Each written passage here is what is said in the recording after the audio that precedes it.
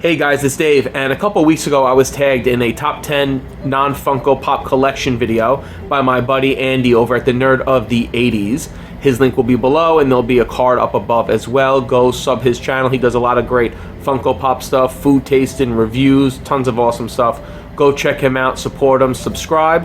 And I'm going to give you here my 10. They're going to be pictures. I'm going to voice over my description of them and tell you why they're collectibles to me. A lot of it is just personal stuff that I collect and I wanted to share with you guys in this video.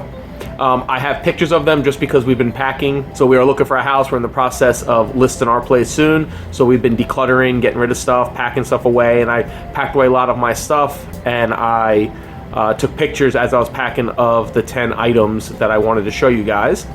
So take a look. Let me know what you thought. So this is my Heisenberg Walter White Breaking Bad figure from Mezco Toys. I found this at a Barnes & Noble and absolutely loved it.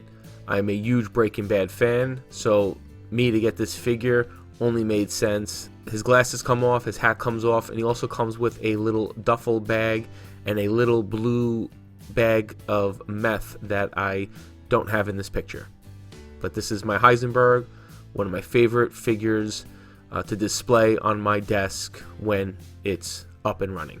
I grew up a Yankees fan with my father and my uncles and my grandfather, and I am still to this day a diehard Yankee fan, bringing up Lauren and Ashley as Yankee fans as well. This is my McFarlane figures of Mariano Rivera, the greatest closer of all time, and will most likely be the greatest closer forever, just because that's a position that doesn't have as much cachet as it used to back in the 90s and 2000s when Mo was mowing everybody down, winning championships and saving games like a madman. Still get a little upset about that Game 7 in the 2001 World Series, but either way, he is the greatest closer. I'm so proud that he played for my New York Yankees, and this is my McFarlane figure, and McFarlane makes some of the best figures for sports, figures in general. Another one of my all-time favorite New York Yankees is, of course, number 2, future first ballot Hall of Famer, Derek Jeter, the captain. Absolutely love Derek Jeter. He came up in '95. I was in high school, and I basically grew up watching him as the everyday shortstop for the greatest team in baseball or in American sports in general with their 27 championships. And watching him always right there in the shortstop position made you know it was going to be a good day in the baseball world. And I absolutely love this figure. I love the pose. I have a few Derek Jeters, but this is my favorite of the McFarlane figures because he's in his jump pose, getting ready to throw that ball in his iconic way that he usually always did when he played. Just a great figure. Absolutely love Derek Jeter, one of the greatest Yankees ever. Now, anybody that watches my channel knows that I'm a huge WWE wrestling fan. Wrestling in general. I started watching in 1992, and this is the man, Shawn Michaels, that made me fall in love with the sport, fall in love with WWE, so much that I actually trained in 2000 through 2001. Ran my own little backyard wrestling company in the early 2000s, and wrestled in a bunch of different backyard stuff and house shows. This was the figure, and I have a lot of Hasbro old school WWF figures. I did a video on it months ago if you go back and look at my playlist where I showed my collection compared to, Lauren's collection now. But this is my prized possession of my whole series. This is the Shawn Michaels Hasbro. I remember looking all over for this. I finally found it. I had to be probably around 13 or 14 years old. And I remember finding this in a local toy shop on Merrick, Long Island, where Zack Ryder grew up. I found it in a toy shop. I was so ecstatic. Found him along with a Razor Ramon that had just come out at the same time. And this is still one of my favorite in pristine condition. Never really used it when I used to play with my toys back in the day. It was kind of just always displayed out, and I absolutely love just the look of it. It has that old school 90s, mid-90s Shawn Michaels feel, and I don't know. I just love this figure, and I love the WWE. This is a beer Stein that my late grandfather, Otto, had in his home from Germany. That's where my grandfather on my father's side is from Germany. The rest of my family on my mother's side and the other half of my father's side are all from Italy. This was an actual Stein from Germany that he had in his collection, and when he had passed away a couple years ago, my uncle had given me this to hold on to as a heirloom, and I love it. I love the look of it. It's an actual handcrafted from Germany. It's a beautiful piece of artwork and a beautiful thing that I love to display, and I can't wait to get our house so I can display it more prominently than it has been for the last couple of years.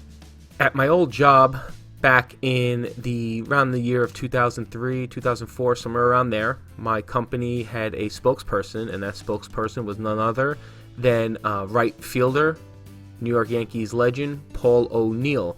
I got to not only take a picture with him, as you'll see on the left. Yes, that's a young Dave from Everyday Geek right there. But there he is, Paul ONeill, obviously towers over me. I'm not the tallest of people. And on the right there, he had signed a baseball for me and signed a card. On the back of that was my name tag for the event. It was a work event for this bank that I used to work for, or used to own the company that I worked for. And it was a great pleasure meeting him. He was an awesome guy, really genuine, and it was really a great experience, especially me being a diehard Yankee fan. It was awesome, and I cherished the picture and my signed items from Paul. My grandmother, Camille, who was basically like a mother to me, I used to buy her every once in a while Precious Moments figures. And this is one I picked up from her with a grandmother sitting in a chair and a little boy giving her flowers. And she cherished this and had this in her curio cabinet up until the time when she passed away. And me taking over all her stuff when she passed away and having to handle everything, this was something that I held on to and have in my collection now to display and show my kids and Lauren, who remembers her. Ashley does not. She was too young when she passed away. And it's just a really touching thing for me to remember her by. And there's a lot of other things I have, little things, but this is something that I just remember how much she loved it when I gave it to her, and having it now and taking a look at it every once in a while reminds me that she's there with me and watching me always. Now, this is an autograph that my father had gotten for myself, and had gotten one from my brother as well when we were younger kids. It's a Mickey Mantle autographed picture of Mickey Mantle that my father got when we were younger. It had to be, I think, in the mid-80s at Mickey Mantle's restaurant. I think it was in the Bronx near Yankee Stadium. I don't remember. I was a kid. But my father had gotten Mickey Mantle's signature from there. And I think he had gotten a couple other people, maybe Yogi, maybe Joe D. But this was on my wall, my autograph wall. It will go up in my office or man cave whenever I get that house and I get that room.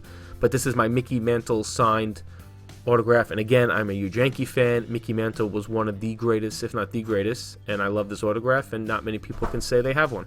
In the summer of 91 or 92, somewhere there in the early 90s, I went on a trip to Virginia Beach with my mother, my stepfather, my brothers, stepbrothers, my step-grandparents, Anthony, my cousin that's on the channel sometimes, and my step-grandparents brought us all the kids to a local shop and said, pick something out that you want as a souvenir. This was the night or two before we were leaving. It was a very fun vacation from what I remember. Again, I was probably around 11 or 12. And I grabbed this bad boy. It is a baby shark that is encased in a glass type of casing. It's in a liquid that has preserved it since this is from like the early 90s. I still have it. It's got a cork bottom as a stand, and I absolutely just love this. I still love the way it looks and everything. I don't know how humane it is, and I don't remember, again, I was 11 or 12. I just thought it looked awesome, and I got one, and I've had it since then, and I always display it when I have stuff out and about. Right now, it is away, but I cannot wait to get this bad boy back out. I love it. It's awesome, and I just hope, thinking about it now, that those things were obviously maybe dead already. Hope they didn't kill these little baby sharks for this thing, but probably not something to laugh about. And then this is my number one, my probably prized possession of my collectible items. It is a personally signed picture from the Rocket Owen Hart. If you are a WWE fan, you will know Owen Hart was one of the Hart family. He was a great heel, a great wrestler. I absolutely loved him. As you can tell on the top left there, he had crossed out a picture of his brother Bret Hart. This was in the mid-90s when they were feuding, when they had the brothers feud. Bret was the face, Owen was the heel. He was a great heel. I absolutely loved him. This was at the Nassau Coliseum. It was a house show. I remember my father brought myself and my brother, and they had a meet and greet with the Rocket Owen Hart, and he was down there. We waited not long from what I remember, and I got up there. He asked my name. I said David. I was a big fan. This had to be probably around 93, 94, somewhere around there. So I was 13 or 14 years old.